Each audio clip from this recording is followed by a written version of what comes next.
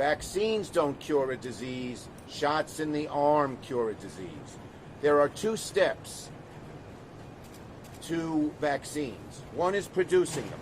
And thank God we have some good news that at least 3 companies and maybe more are getting ready to produce a vaccine shortly. That's the good news. There will be a COVID vaccine very shortly. And we're here to make it clear. Getting to this point of a vaccine was hard enough, and we commend the work that was done to bring us here. But it's only half the work that needs to be done. A successful COVID rollout will require about $30 billion in federal funds to make sure the vaccine gets into people's arms, that it's distributed appropriately. And there are lots of costs.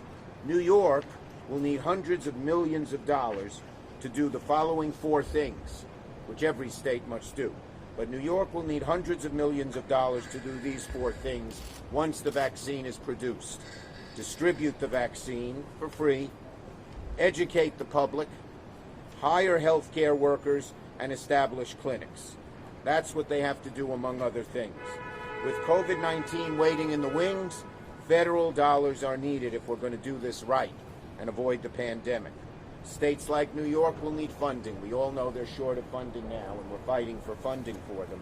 But they will need this kind of funding explicitly. We have to make sure that we establish clinics, probably mobile ones. We have to make sure the vaccine is distributed equitably in rich, middle class, and poor areas, among people of all races, religions, creeds, and colors. So, we need to make sure that's done. The federal government is going to buy the COVID vaccine and then deliver them to the states. So the states need help to do the rest of it, to get the shots in the arms, and it takes dollars. Paying for large-scale vaccine efforts should, as usual, fall to the feds. When there's an emergency in a state, the federal government picks up the slack. So we need a solution.